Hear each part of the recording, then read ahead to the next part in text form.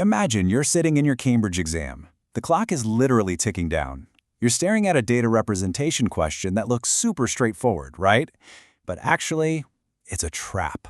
A carefully designed trap that catches thousands of students every single year. Today, we're going to urgently rescue your grade from a fundamental misunderstanding of how a computer actually processes data. Let's get right into it. So you're asked to add the binary sequence 0111011110 to 11011110. You quickly scribble this down, do the math, and generate the mathematically correct answer of 10100110. If you write that down, you are going to score an absolute 0 in this exam context. It's a catastrophic failure. But why? Mathematically, your addition is totally flawless, but in the reality of an 8-bit computer system, your mathematically perfect answer just completely broke the machine. And when the exam asks you to explain what just happened, here's the classic student mistake we see time and time again. They write, the answer is 10100110 because I added the binary numbers together. Look, I get the logic, but this completely lacks the precise technical language examiners are actively hunting for on their mark scheme. It totally ignores the physical hardware constraints of the system.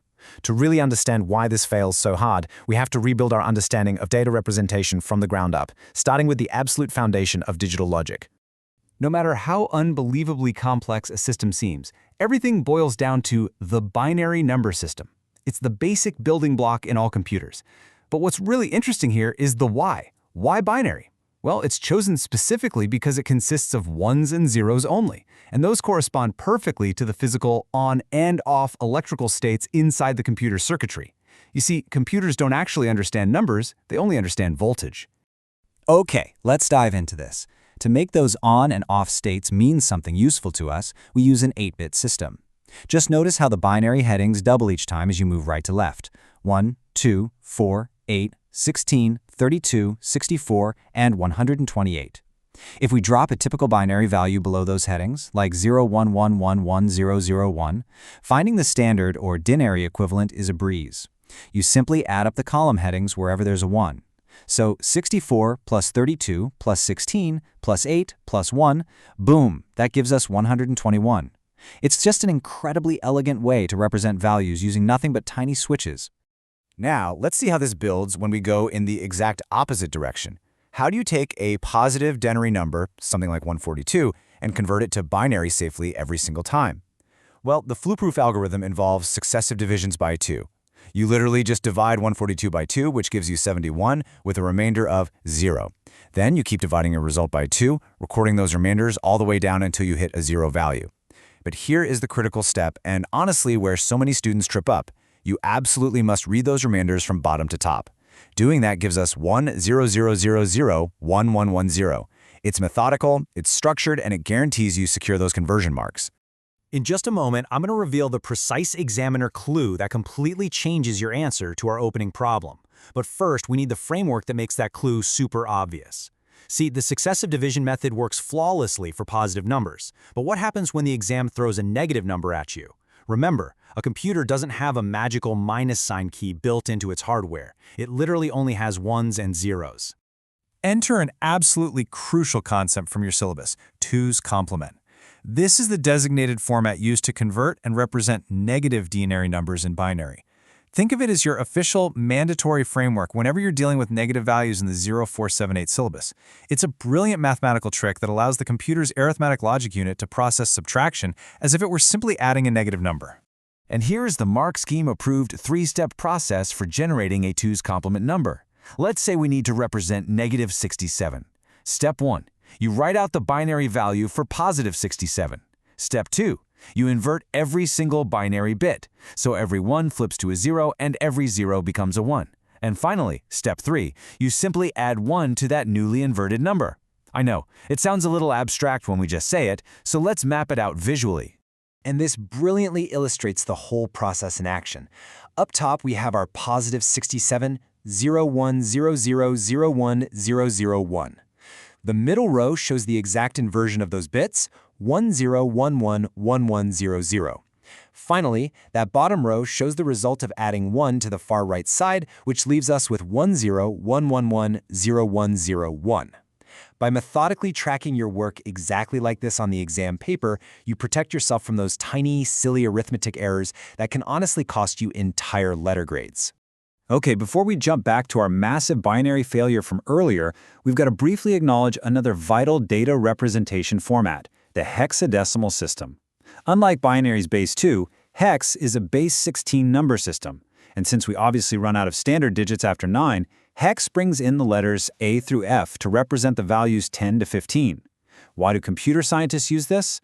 Because it compresses those super long, unwieldy, error-prone strings of binary ones and zeros into much shorter, readable codes. It's essentially just shorthand for binary. All right, let's shift our focus back to binary arithmetic. When you're asked to add binary strings in an exam, visual structure is literally everything. You must set out your calculation with a dedicated top row for your carry values, 2 middle rows for the actual binary numbers you're adding, and a bottom row for the final sum values. This exact layout, it's what examiners are constantly looking for. If you just scribble down the final answer and get it slightly wrong, you lose everything. But if you show this structure, you capture those crucial method marks even if your final bit happens to be off. Which brings us right back to our opening hook. Remember we added 0, 1, 1, 0, 1, 1, 1, 0 and 1, 1, 0, 1, 1, 1, 0? Well, when we map this out using our strict addition structure, something pretty alarming happens on the far left side. The addition generates a 1 that spills completely over into a 9th bit carry column. And because an 8-bit system physically cannot store a 9th bit, it just drops it. So our final stored 8-bit sum reads 010011100, which is 76 in denary. But wait a second, the denary value of our original two numbers was 110 and 222. That equals 332.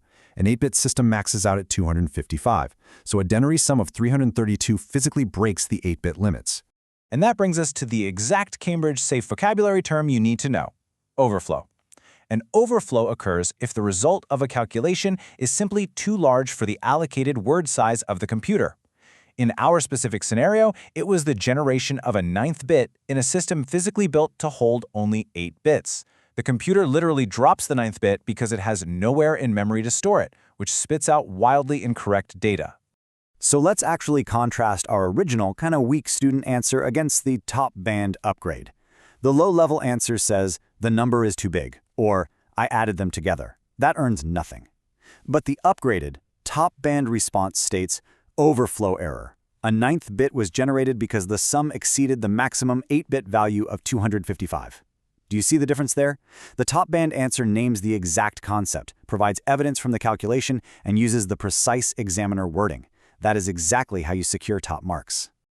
Now, I want you to pause for a second and predict something for me. Think about that systematic structure we just used to break down binary addition and 2's complement. How would you apply this exact mark scheme thinking to a totally different challenge, like converting the denary number 2816 into hexadecimal? What are the step-by-step method marks an examiner would demand to see on the page before they award you full credit? Look, understanding how data is represented, from 2's complement all the way to overflow errors, is absolutely vital. The full rescue kit continues in our next mandatory explainer, where we break down exactly how to structure these answers against the clock, so make sure you subscribe to Ace the Exams to ensure you don't miss it. But until then, I really want you to ask yourself, are you just memorizing binary strings to pass a test? Or are you finally learning how to think exactly like the machine?